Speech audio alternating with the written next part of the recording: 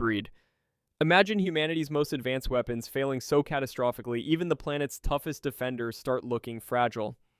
That's what happened the moment the Highbreed arrived. No villain, no monster, no intergalactic tyrant in Ben 10's main universe has made the world's protectors look so utterly helpless, so fast. The Highbreed aren't just a race of aliens, they're a walking extinction event, the dominant species of the planet Augstica, and convinced they believe their DNA is the purest in the universe. And when they show up, they don't bother with subtlety. Sterilization operations kick off instantly, surrounding territory sterilized just to keep human activity from threatening their plans. Not humanity as a whole, just anything within range of their ship. A device is triggered targeting Earth itself. Ben's usual lineup doesn't even slow them down. Gwen and Kevin try, and are left standing as the Highbreed roll right past them, hardly acknowledging the effort. Humungousaur is supposed to be Ben's trump card. Seismic strength, armored hide, lethal jaws, everything you'd expect from the show's centerpiece transformation. Only, when the Highbreed commander gets involved, it's not even a contest. Humungousaur engages the Highbreed commander and is swiftly overpowered. No struggle, no drawn-out battle. The Highbreed commander doesn't retaliate with gadgets or cosmic tech, just bare hands, raw force. He tosses Humungousaur out the door not because he's angry or scared, but because Ben poses no threat. Up against the Highbreed, even the Omnitrix feels like a toy. The big secret of their power isn't hidden behind energy beams or advanced protocols. It's bred into their bones, their conviction, their ideology. These aren't random conquerors. The Highbreed come to cleanse space of anything inferior, and they've got the physical might to back up the genocidal agenda. And let's make the comparison concrete. Every alien race in Ben 10 carries some absurd power. Somebody's got claws, somebody controls gravity, somebody manipulates time. Usually when villains declare themselves superior, it's pure posturing, a blustering monologue before the heroes inevitably punch through. The Highbreed are the exception. This isn't empty talk. It's a record backed up by actual results. When Kevin and Gwen give their best shot, their defenses vanish. Ben doesn't just lose, he's not even the main target. The Highbreed commander eliminates obstacles methodically, no hesitation, no drama. It's the difference between ordinary threats and something that is aggressively, mercilessly evolutionary. Just another overpowered villain? The descent collapses in one sentence. Normal villains threaten, the Highbreeds sterilize. That's not the same. The evidence sits in the shell-shocked faces of Ben's allies and the disregard shown to the Omnitrix's strongest form. The Highbreed don't just talk superiority, they enforce it, in territory and in biology. Picture it, Humungousaur thrown off a ship, not in defeat but in irrelevance. The Highbreed standing above the ruins, uninterested in heroes and barely tolerating their presence. That's the kind of threat that belongs at the very top of the list. Subscribe and tell us in the comments which killer you think was the most ruthless. Let's get back into it. Aggregor. So the Highbreed made everyone look powerless. Now, here's a killer who makes planets lose their gravity. Aggregor isn't just a villain who absorbs energy. He's the reason planet Pischis's liquid atmosphere nearly drifts into space. When he takes the planet's artificial gravity multiplier in the episode Deep, he doesn't just inconvenience the locals, he triggers a planetary crisis so dire nobody knows how to fix it. But theft is just phase 1. Aggregor escalates by absorbing the DNA and powers of other aliens, turning their strengths into his new arsenal. This is not a borrowed power or a temporary boost. The title Ultimate Aggregor is the direct result. He becomes something nobody else can touch. Professor Paradox's warning to Kevin, never forget your friends, is more than moral advice. It's a tactical alert because Aggregor's entire plan pivots on exploiting the fact that he targets Kevin for his unique Osmosian abilities. He doesn't hide it. He sees Kevin as an asset, a recruit. Kevin knows exactly where this ends. When he tries absorbing too much power, he's driven mad. That's not an accident, it's the same danger Aggregor counts on. Absorbing energy doesn't just make you unstoppable, it strips away control, turns you into something else. Kevin spells it out. Absorbing energy means losing yourself. For Aggregor, the risk only makes him more unpredictable and dangerous. It's easy to argue the case for control. Aggregor manages his transformations, keeps his plan together, and uses his technology to forward his agenda. That evidence reads like proof that powers aren't a problem for him. He wins, and he stays sane. But then comes the evidence that doesn't fit. The fight between Ben and Aggregor at the start of Map of Infinity isn't clean and simple. Kevin's own warning hangs in the air. Sooner or later, anyone who absorbs too much loses control. Aggregor's fusion isn't invulnerable. It's a ticking clock. The danger is not whether he can fuse aliens and absorb planets, but whether anybody, even Aggregor, can walk away from that kind of power without unraveling. All of which leaves a question nobody has ever answered. When the boundary finally goes, when someone like Aggregor loses control for real, what happens next? Zs'Skayr, Ghostfreak. If losing to overwhelming force is humbling, losing to your own reflection is far worse. Zs'Skayr isn't just an invader, he's the horror movie twist you can't escape, the one who turns the hero's own power against him. Ghostfreak, one of the original 10 alien forms encoded in the Omnitrix, looks like just another trick in the arsenal, but the DNA stamped into that watch brings baggage the size of a star system. Ghostfreak is the Omnitrix form derived from Zs'Skayr, High Ectolord of Aner-Phaetos, who once influenced Ghostfreak's actions as a separate personality. When Ben morphs, Ghostfreak's actions are influenced by Zs'Skayr's personality. This isn't just a power boost, it's an ongoing psychic invasion, and the Omnitrix has no firewall for a king of phantoms. And calling Zs'Skayr another tough adversary is like calling a plague just another cold. He can possess bodies and erase someone's consciousness if his willpower is strong enough. Back in the original series, Zs'Skayr freed himself from the Omnitrix, escaping and becoming his own entity apart from Ben's Ghostfreak form. He turned his attention to Ben and took over his body, warping Ben's appearance with Ghostfreak's traits. The possession wasn't symbolic. For a moment, Ben was simply gone, reduced to a puppet as Ghostfreak flexed true control. Zs'Skayr's resume includes some of the most specific, damning victories in the canon. He was neutralized by Bounty Hunter Crab, who hosed him down with an orange liquid designed to block intangibility and invisibility. A scientist's nightmare workaround, not brute force. After escaping prison, Zs'Skayr returned and attempted large-scale possession, turning others into Ectonurite drones. At one point, Zs'Skayr even planned to possess both Ben and his greatest enemy at once, fusing two unstoppable powers into a single fate nobody could break. He demonstrated telekinesis and the power to mutate victims into his own species. One detail says everything you need. When Ben attempted to take a risk by letting Ghostfreak in, aiming to flip the tables and capture him in the Omnitrix, Zs'Skayr simply took over. No hesitation, no contest. Only Vilgax's use of intense light forced a break, giving Ben a split second to escape. In Omniverse, Ghostfreak exists as his own entity, free from Zs'Skayr's influence. If you want raw evidence that Ben 10's killers aren't limited by brute force, start here. Zs'Skayr doesn't need firepower or armies. He kills you with your own body and your own friends, rewriting the battlefield until your entire defense is suddenly fighting for him. Vilgax. At least Zs'Skayr's horror comes with the faint hope of escape. When your entire mind isn't your own, defeat happens in an eye blink. But Vilgax? There's not even the courtesy of ambiguity. This is what happens when obsession shoves strategy off a cliff. Vilgax exists in every era that matters. From the original series and Secret of the Omnitrix, barreling straight through Alien Force and Ultimate Alien right on to Omniverse. His brand is destruction, his business is terror, and his only real hobby is the Omnitrix, an artifact he wants not for its novelty, but to breed an army of shape-shifting killing machines that answer to him alone. He's not simply feared, he is the entity every planet in this universe adds to their threat matrix first. His grudge didn't originate with Ben. Vilgax's original archenemy was Max, and only when that campaign failed did he focus his full hatred on a 10-year-old boy. The result? Vilgax was the main antagonist of Ben 10, repeatedly appearing as the primary villain across the franchise. When he did return, Alien Force Season 3, it was as top dog, and Ultimate Alien crowned him the true final boss. By the Omniverse grand finale, his shadow is so long that even the timeline wraps around to make him the catalyst for his own reign through a stable time loop. Power isn't theory with Vilgax. It's demonstrated in his strength, ruthlessness, and relentless pursuit of the Omnitrix. He threatened Siphon twice with annihilation and promised Rojo she'd get dusted if she missed a target. He briefly allied with Ben when Zs'Skayr threatened his interests, but kept his long-standing rivalry. There's one genuine argument in Vilgax's case you could make. He is, on rare occasion, almost self-aware. In Omniverse, his humor is as dry as the asteroid belts he strides through, gallows wit delivered as deadpan.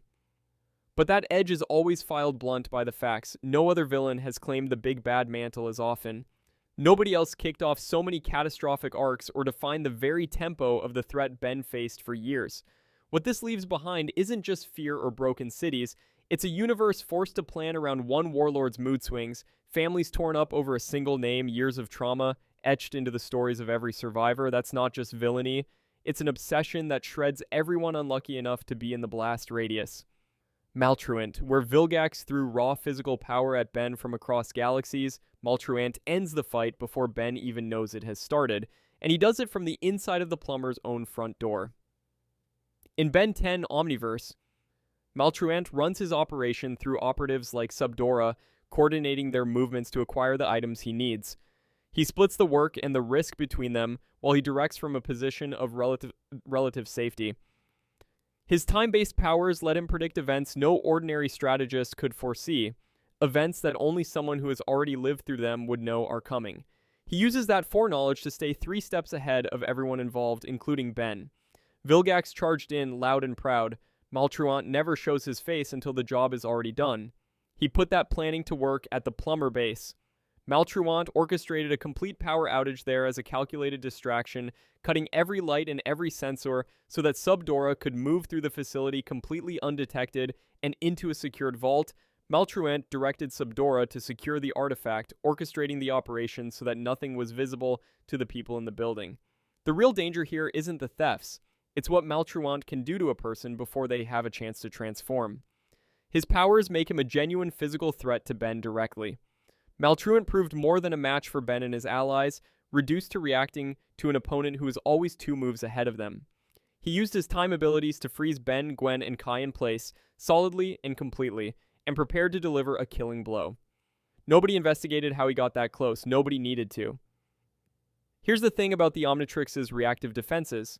They wait for a threat to declare itself. Maltruant doesn't declare threats. He eliminates them before the threat threshold is even met. The Anihilaarg can rewrite all life on a planet, and the dwarf star core carries enough destructive force to threaten Ben directly, and Maltruant acquired both artifacts by using temporal foreknowledge to act before the Omnitrix could register a hostile signature. He didn't outmuscle the watch, he out-anticipated it. Ben's greatest advantage, turning into the right alien at the right moment, only works if he knows what's coming. Maltruant already did. Exoskull reported back after securing the Dwarf Star core, and the team regrouped with Subdora to continue the operation with both artifacts in hand. A defender will say the Omnitrix has failsafes, but a failsafe that activates after you're frozen in time isn't a safety mechanism, it's a memorial. Professor Paradox. Where Maltruant is a single strategic mind hiding behind layers of subordinates, Paradox is something categorically different wearing the shape of a person. While investigating Los Soledad for alien disturbances, Ben and the others encountered a man who had been so thoroughly broken by time that he no longer fit into ordinary categories. He had long since forgotten his original name from centuries of being trapped in the time vortex, and now simply goes by the name Paradox. He doesn't look like a threat. He looks like a guy who got lost on the way to a convention. His origin is pure accident. His time machine's vortex caught him, dragging him through time and space. When he finally emerged, he had lived through more of human history than any living person has any right to know. Civilizations rose and fell while he drifted, wars started and ended, planets formed and cooled. He carried all of it forward with him when he finally landed back in something resembling his own timeline, and none of it was earned. It was downloaded into him by a machine that couldn't control its own output. That knowledge is the defining thing about Paradox. He speaks with the authority of first-hand memory about events that haven't happened yet. When he tells Ben something is going to occur, it isn't a prediction, it's a report from someone who has already watched it play out. His interventions are precise and clinical. He appears where needed, says exactly what needs to be said, and leaves before the timeline frays around the edges of his presence. He doesn't interfere broadly because broad interference is what damaged the timeline to begin with. He has seen the cost of that mistake firsthand. The paradox of Paradox, and it is the precise word, is that his omniscience is real, and it is also entirely passive. He remembers the future perfectly, but he cannot rewrite it. He has lived through thousands of years of exile, but he cannot undo the accident. He understands time as a mechanism better than anyone alive, and that understanding is exactly what traps him inside it. And before you say this sounds like any other time traveler with knowledge of future events, it isn't. Every other time traveler in the Ben 10 universe operates from limited information or limited reach. Paradox carries the entire archive. He is not guessing. He is remembering. His design is as a force correction mechanism, and that isn't an accident. The Omnitrix, the Anihilaarg, the Dwarf Star Core, every artifact Maltruant and others pursue represents a tool someone thinks they can use against time itself. Paradox exists as the proof that time isn't a weapon, it's a river. He has been floating in it for thousands of years, and he knows exactly where the rocks are, even if he can't move out of the current. Ben's greatest advantage, turning into the right alien at the right moment, only works if he knows what's coming. Paradox already did, and he's been quietly making sure the timeline survives the people who keep trying to break it. Albedo. And if Paradox violations of space and time seemed alarming, Albedo operates on an even more dangerous level. He's the one character who proved the Omnitrix could be copied and nearly cracked the galaxy doing it. Albedo was a Galvan scientist and Azimuth's assistant on the Omnitrix project itself. He asked for a device of his own and was flatly denied, so he built one from inside the project using knowledge no outsider could have possessed. The copy malfunctioned in the most violent way imaginable. It rewrote Albedo's biology at the DNA level, erasing his Galvan form permanently and locking him as a clone of Ben Tennyson. That single act made him not just a threat, but a living mirror. He now exists as a corrupted version of the very thing Azimuth was trying to protect. All smashed through in a single-minded search for Ben and the original Omnitrix, because reclaiming the Omnitrix was the entire point of the hunt. When the two finally confronted each other, their Omnitrixes locked together, and the resulting feedback could have destroyed the whole galaxy. The blast didn't annihilate everything, it did something more specific and worse. It damaged Albedo's DNA again, transforming him into an imperfect clone of Ben Tennyson. Azimuth stripped out the Omnitrix core entirely, trapping Albedo permanently in that stolen form, and shipped him to an alien prison. Vilgax broke him out. Albedo later constructed his own version of the Omnitrix, remaining a persistent threat to Ben, while keeping its link to Ben's Omnitrix active. Vilgax double-crossed him at the worst possible moment, sending thousands of Humungousaurs to crush Albedo flat. Ben had to free him, then force the Ultimatrix out by triggering its self-destruct command. On the surface, Albedo is a rival scientist nursing a personal grudge, and Azimuth's rejection does read like reasonable grounds for grievance. But the actual mechanism is simpler and colder than that. Albedo is the only being in existence who ever built a functional Omnitrix without Azimuth's involvement, not by stealing hardware, but by understanding the underlying principles well enough to replicate them independently. That makes him an existential threat to Azimuth's identity as the sole guardian of that knowledge. Azimuth didn't trap Albedo in human form to punish a copycat.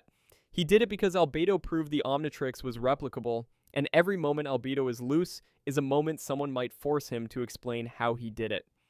Khyber. If Albedo broke Azimuth's rules, Khyber proves those rules were never real to begin with. Khyber is a Zaroffian from the planet Zs'Skayr, one of the few who escaped his dying homeworld, and he immediately directed his skills toward hunting the most dangerous creatures the galaxy had to offer. Khyber set his sights on Ben Tennyson and his Omnitrix as his greatest hunt. As payment, they gave him the Nemetrix, a device modeled on the Omnitrix in theory, but built to a fundamentally different rule. Only non-sapient creatures could safely operate it. Every sapient volunteer pulled from the null void suffered catastrophic side effects the moment they tried to use it. The Nemetrix was, by design, not meant for a thinking user. Khyber's solution was to attach it to his Anubian Baskur dog. With a non-sapient operator, the device came alive, loaded with DNA harvested from the most lethal predators Khyber could find, including Crabdozer, Buglizard, Slamworm, and Mucilitator. Suddenly, the device that should have been unusable by any being capable of complex thought had a perfectly functional driver, and Ben found himself pinned in spider monkey form in their encounters. Each time Khyber recalled his dog rather than pressing for the kill, watching Ben survive and adapt instead of ending it. That wasn't indecision, it was assessment. Khyber was hunting Ben as a final test, not just fighting him as an obstacle. The intelligence operation before the climactic battle was deliberate and calculated. Khyber infiltrated Plumber HQ specifically to steal files on Malware and the Helix, mapping the full network of Ben's enemies rather than simply taking what he could find. Then, in Of Predators and Prey Part 1, after grinding through Zed in a brutal extended fight, he actually captured Ben. On his own ship, faced with Wrath, Khyber didn't reach for the Nemetrix, he used a nerve pinch. A simple physical takedown with no device involved. That's the kind of move you use when the hunt is personal enough that you don't need weapons. Khyber built this entire system around the Nemetrix, the Anubian Basker, the Predator forms, the Whistle, and Rook discovered the Whistle was Khyber himself. Once muzzled, every layer of his operation collapsed at once. The ship crashed. Both he and Zed survived the wreck. Malware and Dr. Psychobos arrived shortly after to collect them. Khyber began this story as a hunter armed with a device designed to exploit the Omnitrix weaknesses. He ended it as the captured specimen.